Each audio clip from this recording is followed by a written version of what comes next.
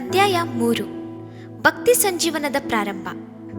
1965 ಇಸವಿ ಇಂಡೋನೇಷ್ಯಾದ ಪ್ರಜೆಗಳಿಗೆ ಮರೆಯಲಾರದ ಒಂದು ವರ್ಷ. ಆ ದಿನಗಳಲ್ಲಿ ಸುಕರ್ನೋ ಎಂಬುವವರು ದೇಶವನ್ನು ಆಳುತ್ತಿದ್ದರು. ರಾಜ್ಯಭಾರದ ಹೊಣೆ ಇಲ್ಲದೆ ಆಡಂಬರ ಜೀವನವನ್ನು ನಡೆಸುವುದರ ಫಲವಾಗಿ ದೇಶದಲ್ಲಿ ಕಮ್ಯುನಿಸ್ಟರು ಪ್ರಬಲರಾದರು. ದೇಶದಲ್ಲಿ ಬಡತನ, ಕೊರತೆ, ಅಧಿಕ ಬೆಲೆ ತಲೆತೂರಿತು. ದೇಶ ಈ ಸ್ಥಿತಿಯಲ್ಲಿರುವಾಗ ಉದ್ದೇಶಪೂರ್ವಕವಾಗಿ ಕಮ್ಯುನಿಸ್ಟರು ಬಂದು ದೊಡ್ಡ ಹೋರಾಟ ಮಾಡಿದರು. ಕಮ್ಯುನಿಸ್ಟ್ ಆಳ್ವಿಕೆಗೆ ದೇಶವನ್ನು ಒಳಪಡಿಸಲು ಪ್ರಯತ್ನಿಸಿದರು. ಇದರ ಪ್ರತಿಕ್ರಿಯೆಯಿಂದಾಗಿ ಕಮ್ಯುನಿಸ್ಟರಿಗೂ ಮುಸ್ಲಿಮರಿಗೂ ಒಳದೇಶದ ಕಲಹ ಉಂಟಾಯಿತು. ಮುಸಲ್ಮಾನರು ಬಲಹೊಂದಿ ಸುಮಾರು 4 ಲಕ್ಷ ಕಮ್ಯುನಿಸ್ಟರನ್ನು ನಿರ್ದಾಕ್ಷಿಣ್ಯವಾಗಿ ಹೊಡೆದುಕೊಂಡರು. ದೇಶದಲ್ಲಿ ಭಯಂಕರ ವಾತಾವರಣವಿದ್ದಿತು.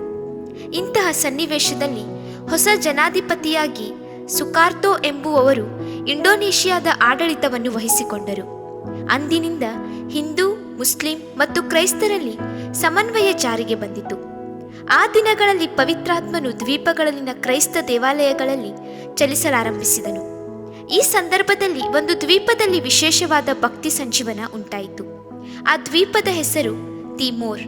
ಅದು ಅನೇಕ ಸಣ್ಣ ಪುಟ್ಟ ಹಳ್ಳಿ ಮತ್ತು ಪಟ್ಟಣಗಳಿಂದ ಕೂಡಿದ ದ್ವೀಪ. ತಿಮೋರ್ ಎಂಬ ಈ ದ್ವೀಪದ ಒಂದು ಪಟ್ಟಣದಲ್ಲಿನ ಆಲಯದಲ್ಲಿ ಒಂದು ದಿನ ರಾತ್ರಿ ಪ್ರಾರ್ಥನೆಯು ಕೂಟ ನಡೆಯುತ್ತಿತ್ತು. ಅದು ಪೆಂತೆಕೋಸ್ತ್ ಸಭೆಯಲ್ಲ, ಸಾಮಾನ್ಯವಾದ ಒಂದು ಕ್ರೈಸ್ತ ಸಭೆ. ಪವಿತ್ರಾತ್ಮನನ್ನು ಅಭಿಷೇಕವನ್ನು ಕುರಿತು ಏನೂ ತಿಳಿಯದವರು, ಒಬ್ಬನು ರಕ್ಷಿಸಲ್ಪಟ್ಟಾಗ ಪವಿತ್ರಾತ್ಮನನ್ನು ಹೊಂದಿಕೊಳ್ಳುತ್ತಾನೆಂದು ನಂಬುವವರು. ಬೋಧಕರಿಗೆ ಪವಿತ್ರಾತ್ಮನ ಅನುಭವವಾಗಲಿ ಪವಿತ್ರಾತ್ಮನ ವರಗಳಾಗಲಿ ಇರಲಿಲ್ಲ. ಸಭೆಯ ಜನರು ಆರಾಧನಾ ಕ್ರಮದ ಪುಸ್ತಕದಲ್ಲಿರುವ ಪ್ರಾರ್ಥನೆಯನ್ನು ಓದುತ್ತಾ ಸಂಗೀತ ಕೀರ್ತನೆಗಳನ್ನು ಹಾಡಿ ಆರಾಧನೆ ನಡೆಸುತ್ತಿದ್ದರು. ಒಂದು ದಿನ ಇಡೀ ರಾತ್ರಿಯ ಪ್ರಾರ್ಥನೆಗೆ ಸುಮಾರು 200 ಮಂದಿ ಕೂಡಿ ಬಂದಿದ್ದರು. ಒಬ್ಬೊಬ್ಬರಾಗಿ ಪ್ರಾರ್ಥಿಸುತ್ತಾ ಹಾಡುತ್ತಾ ಇದ್ದಾಗ ಪಕ್ಕನೆ ಬಿರುಗಾಳಿ ಬಿರುಸಾಗಿ ಬೀಸುವುದನ್ನು ಮತ್ತು ಶಬ್ದವನ್ನು ಸಹ ಕೇಳಿದರು. ಪ್ರಚಂಡ ಬಿರುಗಾಳಿ ದೇವಾಲಯವನ್ನು ತಾಕಿತು ಎಂದೇ ಹೇಳಬೇಕು.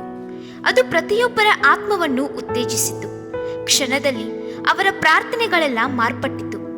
ಸಭೆಯವರೆಲ್ಲ ಏಕಕಂಠದಿಂದ ಕರ್ತನನ್ನು ಸ್ತುತಿಸಿ ಸ್ತೋತ್ರಿಸಲು ಪ್ರಾರಂಭಿಸಿದರು.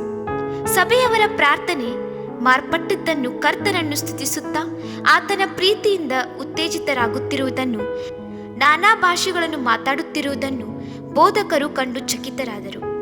ಬಿರುಗಾಳಿಯ ಸಪ್ಪಳ ಕೇಳುತ್ತಲೇ ಇದೆ, ಆದರೆ ದೇವಾಲಯದ ಹೊರಗೆ ಶಾಂತವಾಗಿದೆ. ಇದರ ರಹಸ್ಯವನ್ನು ತಿಳಿಯದೆ ಪರಿತಪಿಸಿದರು. ಪವಿತ್ರಾತ್ಮನು ಚಲಿಸುತ್ತಿದ್ದ ಈ ವೇಳೆಯಲ್ಲಿ ದೇವಾಲಯಕ್ಕೆ ಸ್ವಲ್ಪ ದೂರದಲ್ಲಿದ್ದ ಜನರು ಆಲಯಕ್ಕೆ ಬೆಂಕಿ ಹತ್ತಿ ಉರಿಯುತ್ತಿರುವಂತೆ ನೋಡಿದರು. ಕೂಡಲೇ ಅಪಾಯದ ಕರೆಗಂಟೆಯನ್ನು ಬಾರಿಸಿ ಹತ್ತಿ ಉರಿಯುತ್ತಿರುವ ಬೆಂಕಿಯನ್ನು ನಂದಿಸಲು ತಣ್ಣೀರಿನ ಪಾತ್ರೆಗಳನ್ನು ತಂದರು. ಆದರೆ ಆಲಯದ ಸಮೀಪಕ್ಕೆ ಬಂದಾಗ ಅವರು ಕಂಡದ್ದೇನು?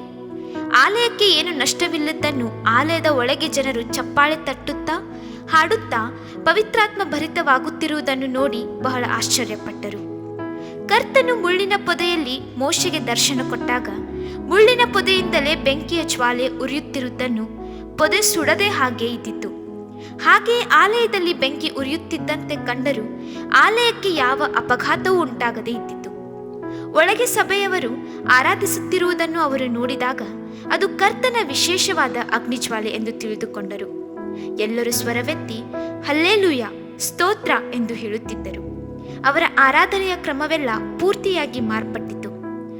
ಅವಿದ್ಯಾವಂತಳಾದ ಒಬ್ಬ ವೃದ್ಧೆಯೊಬ್ಬಳು ಆಂಗ್ಲ ಭಾಷೆಯಲ್ಲಿ ಮಾತನಾಡುತ್ತಾ ಕರ್ತನನ್ನು ಮಹಿಮೆ ಪಡಿಸಿ ಸ್ತುತಿಸುತ್ತಿದ್ದಳು. ಯೇಸುವೆ, ಶಿಲುಬೆಯನ್ನು ಹೊತ್ತು ನಿನ್ನನ್ನು ಹಿಂಬಾಲಿಸುತ್ತೇನೆಂದು ಹೇಳುತ್ತಾ ಕಣ್ಣೀರಿಟ್ಟು ಪ್ರಾರ್ಥಿಸುತ್ತಿದ್ದಳು. ಅವಳು ಸರಳವಾಗಿ ಇಂಗ್ಲಿಷ್ ಭಾಷೆಯಲ್ಲಿ ಮಾತನಾಡಿ ಪ್ರಾರ್ಥಿಸುತ್ತಿದ್ದುದು ಎಲ್ಲರಿಗೂ ಬಹು ಆಶ್ಚರ್ಯವಾಗಿತ್ತು. ಏಕೆಂದರೆ ಆ ಗ್ರಾಮದ ಜನರಲ್ಲಿ ಒಬ್ಬೊಬ್ಬರು ಮಾತ್ರ ಹೆಚ್ಚು ಕಲಿತವರು, ಇನ್ನು ಕೆಲವರು ಬೇರೆ ಬೇರೆ ಭಾಷೆಗಳಲ್ಲಿ ಮಾತನಾಡುತ್ತಿದ್ದರು. ಒಬ್ಬಾಕೆಯು ಶಾಲೋಮ್ ಶಾಲೋಮ್ ಎಂದು ಹೇಳುತ್ತಲೇ ಇದ್ದಳು.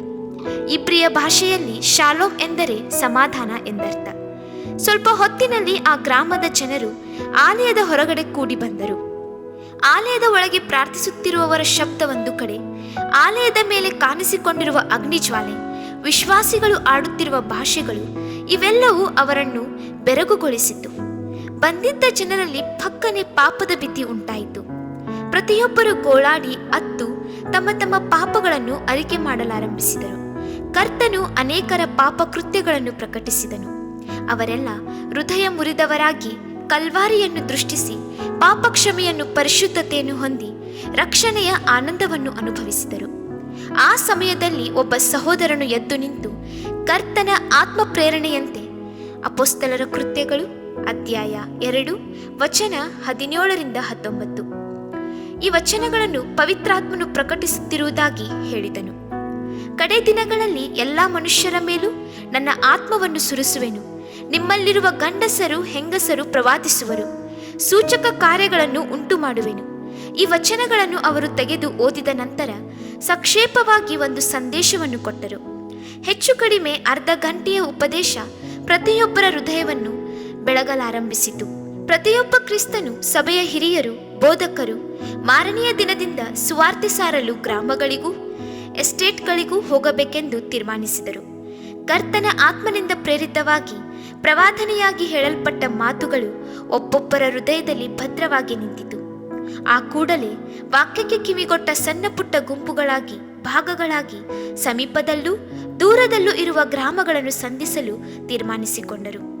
ಕರ್ತನು ಅವರೊಂದಿಗಿದ್ದು ಅದ್ಭುತಗಳಿಂದಲೂ ಸೂಚಕ ಕಾರ್ಯಗಳಿಂದಲೂ ತನ್ನ ವಚನವನ್ನು ದೃಢಪಡಿಸಿದನು. ಆಮೆನ್.